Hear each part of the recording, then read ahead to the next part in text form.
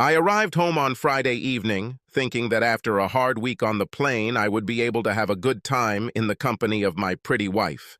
3 more or less independent children live separately. We are after 22 years of marriage. Maybe we could go somewhere and have a nice evening. I walked into the kitchen from the garage and looked at the mail on the kitchen table. I heard a noise upstairs, and then the sound of feet going down the steps. My attractive 45-year-old wife walked into the living room wearing a short robe that never failed to excite me whenever she put it on. "Oh," she exclaimed, "you're early. I didn't expect you until an hour or so later." I looked at my watch and realized that I had arrived early, but it's not too early. "What is this for? Where are we going?" "Well, I'm leaving. I don't know what you're doing." "Okay, my weekend just went down the drain." "What do you mean you're leaving? Where and with whom?" Her gaze fell on a small bag of things standing at the end of the sofa. I have a date with William Strathmore. This is for the weekend. I'll be home Sunday night and we'll talk about it." What the hell did she just say? I thought. I need to finish getting ready. She turned and ran upstairs, and I heard the door slam. "The fuck you're going to do this?" I said to myself. My first thought was that I needed reinforcements. I took out my mobile phone and dialed my daughter's number. I wasn't going to be the bad guy because of what my wife said. "Hello, Daddy. What's the matter?" She answered cheerfully. I grabbed her mother's purse and emptied the contents onto the coffee table. "I need you to come here immediately. Your mother hurt her head and she needs us. I have to go." "Dad? Dad?" I heard, hanging up. My son received the same message, with the addition, "Call your brother and tell him to come here." Fast. "Dad, what the fuck?" But I ended the conversation. Then I quickly dialed her parents and said the same thing. They had the same confusion and a few screams when I passed out. Judith's purse spilled out the usual contents: credit cards, keys, 12 packs of Trojan condoms. I had a vasectomy, and a copy of the confirmation email from the Marriott Hotel in Kenilworth. Rooms 703 to 710. The fuck, I thought. William Strathmore was one of the pediatric surgeons at her work. I've met him at a hospital Christmas party a few times over the past 5 years, and the guy was slimy. And that was the best thing I could say about him. His wife was stunningly beautiful, but I got the impression that she had problems with him. I confiscated credit cards and car keys. Then I took the email and put it in my pocket, just in case. I took my mobile phone and opened it. Her code was our anniversary date. Safety, hey. She was still busy upstairs, so I pulled out the emergency list from her work and found this good doctor. His cell phone is not needed, but his home phone would help. I dialed it, and after 2 rings, someone answered. "Oh dear, I was waiting for your call. I don't recognize this number, though. Is everything okay?" "Is this Mrs. Strathmore?" "Yes, and who is it?" "This is David Collins. My wife is the head nurse at the hospital where your husband works. I don't know if you remember me?" "Yes, Dave, I remember. My husband and I were talking about you and your wife a couple of days ago. I was expecting a call from William when you called. What can I do for you?" "So, your husband is not at home?" "No, he's in Boston at a surgical conference. Everything is fine?" "Look, Mrs. Strathmore, I don't know how to say this, but I don't think he's there. I had just had an argument with my wife, and she told me she was going to spend the weekend with him at the Marriott in Kenilworth, which would end on Sunday evening." "What? What are you speaking about?" "I think we're both being lied to. I have email confirmation to rent 7 adjoining rooms on the 7th floor from today through Monday. I saved your number, Mr. Collins. Let me get back to you. I've had enough of this crap." I looked at the emergency call list and found the phone number of the hospital's director of health, Corinne Adams. I knew her. She and my wife were good friends. I knew her husband. He was a detective sergeant. I dialed her number. Almost immediately, she answered, "Hello? Who is this?" "Corinne, This is David Collins, Judith's husband. I heard a muffled, "Oh no." Yes, Dave. What can I do for you? Definitely scared. I think there is some impropriety going on between Dr. Strathmore and my wife, and I want it investigated and stopped. Sorry, Dave, I can't talk right now. I have to go. Click. Wow, that's weird. Almost immediately, Judith's cell phone rang. On the third ring, feeling my stomach churn, I answered the call. Without waiting for me to say anything, the caller began. Judith, he knows. He knows everything. What did you told him? And then I gave her shit. Not all, Corinne, but gradually I find out. The shrill sigh on the other end of the line was very instructive. Goodbye. Click. I immediately found her home phone number and dialed it. 4 rings, and a man answered. Look, I don't want to upgrade my cable service. Jerry, looks like you've had a bad day. Who is this? Dave Collins, Judith's husband. Yes, nothing but sales calls and spam. What's the matter, Dave? Is Corinne home? No, I'm babysitting the kids this weekend. Corinne at a hospital-sponsored team-building weekend in Philadelphia. Why do you ask? I took a deep breath and told him everything I had learned and suspected. And I suspect that it's not just the 3 of them involved. 7 hotel rooms. There was silence on the other end of the line. Are you thinking about the same thing as me? I don't know what I'm thinking about, but I know one thing. Judith won't leave here tonight, even if I end up in jail. I'll contact you if I find out anything. Don't do anything stupid. Jerry was a cop, and I could hear the wheels turning. Judith then walked down the stairs, looking like an expensive call girl. Red silk sheath dress. The neckline reaches almost to the waist and is divided on the right side to mid-thigh. She saw her purse thrown on the table. What the fuck? I have to go, and you threw away all my things. She started collecting everything, and I shouted, "Oh no, you will not do this! You are not going anywhere! Now shut up and sit the fuck out!" She trembled and said, "I don't belong to you. I can do whatever I want." Yes? Well, then I can too. How do you like it? I reached out and grabbed the low neckline of her dress, ripping it down. Suddenly, she found herself practically naked, standing in an open-cup bra, a French lace garter belt, and a lace top of smoky gray seamed stockings. She screamed and wailed, "My dress!" "No, this is not your dress. I bought it for our 25th wedding anniversary, along with most of the underwear you wore. If you go anywhere tonight, you won't wear this dress." Then my cell phone rang. "Hello? Dave Collins? This is Mary Strathmore. I'm sorry to tell you, but you were right. I called the police and reported the car stolen. I bought the car for him and it's registered in my name. They stopped him about 5 minutes ago. He claimed that he was my husband and that he had the right to drive the car." She chuckled in a tense voice. "They called me and told me that he said he was my husband." I heard him in the background as I loudly told the cops that this was impossible. "My husband is in Boston." The bastard gasped and said he needed a lawyer. "I have to go down and fix the mess. He is arrested and the car is confiscated. Tell your wife, I'll come get her next time." We were talking on speakerphone as soon as I realized whose call it was. Judith gasped and screamed, "What did you do, David? Damn you!" Just at this time, my children ran in. "Dad, what's going on? Mom, are you okay?" Dave Jr. asked. My daughter Haley burst into the room and approached her mother. "Are you okay, Mom? What happened to your dress?" "Your father tore it up." Death glares turned towards me. "What the hell, Mom? What have you done? Tell me. Tell them why, Judith."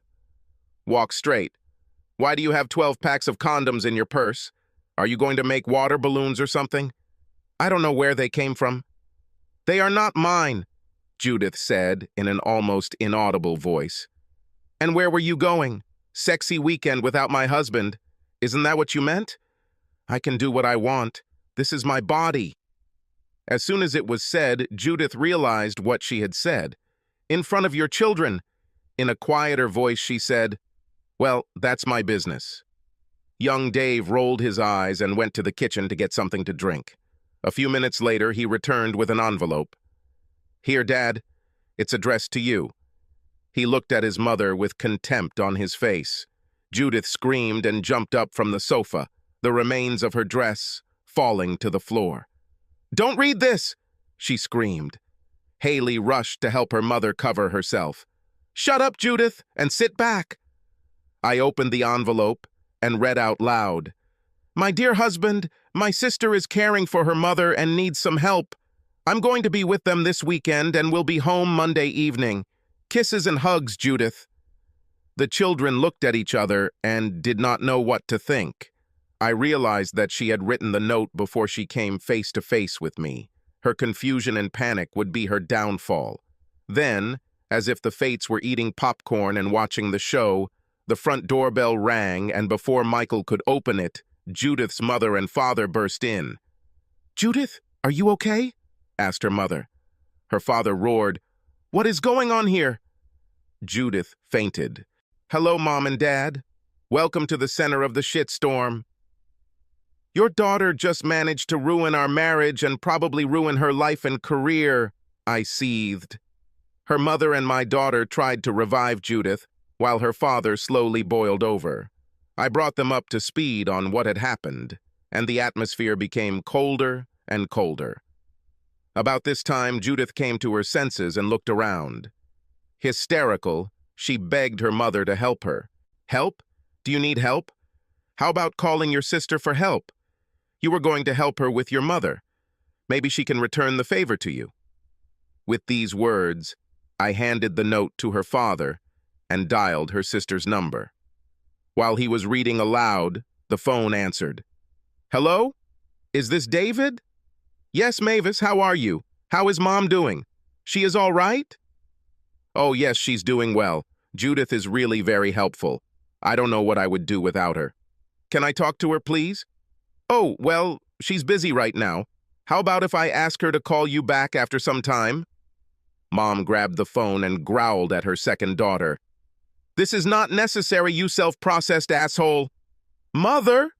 her sister screamed in hysterics. Judith couldn't stand it again and collapsed on the floor. Now she was almost completely naked in front of her children and parents. "Do not bother checking on my health, Mavis." She ended the conversation to the muffled cries of her second daughter. About this time, my phone rang again. "David, this is Jerry. You were right. I got a search warrant for 7 rooms at the Marriott Hotel. We searched the area using a missing persons warrant that I had sworn in and found 12 more people, including my wife, 3 male doctors, 4 female doctors, 4 nurses, and another female member of the HR team. And my wife. I'm so sorry, Dave. Really sorry." "Me too, Jerry. But it is what it is, thank you." I turned to my future ex-wife. "Go upstairs and put on something decent, and get out of my house." She raised her whimpering ass into a standing position and turned around to climb up. Then she stopped and said, "Please don't throw me away like this." "Oh, you mean you ruined our marriage with your 'it's my body, I'll do what I want' nonsense?" I have been tempted many times. I could have sex with the little waitress at the diner where we used to have coffee after the night shift. I could have gotten a woman at the Lincoln dealership where we bought the car. Hell, even your own sister was hitting on me. But I was in love with you. And this is the gratitude I receive. Get out of my life."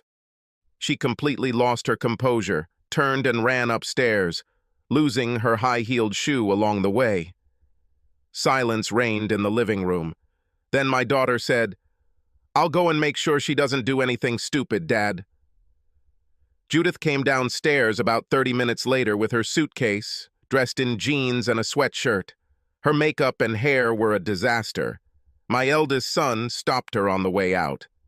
"Don't worry, Mom. Adrienne and I will plan your wedding so that it doesn't interfere with any of your sex festivities. It's not like you got an invitation.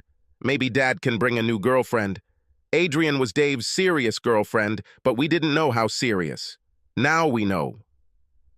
Completely lost, Judith stopped at the front door. Her mother accompanied her to the exit. Her father turned to me. "Is there any way to overcome all this? She clearly needs help, but nothing seems to have happened. She can talk to my lawyer about it. Remember, son, she loves you." I looked him straight in the eye and said, "Funny way to show it." The funny thing was that they all threw out the same crap. Adults, all consenting, do nothing wrong until they are caught.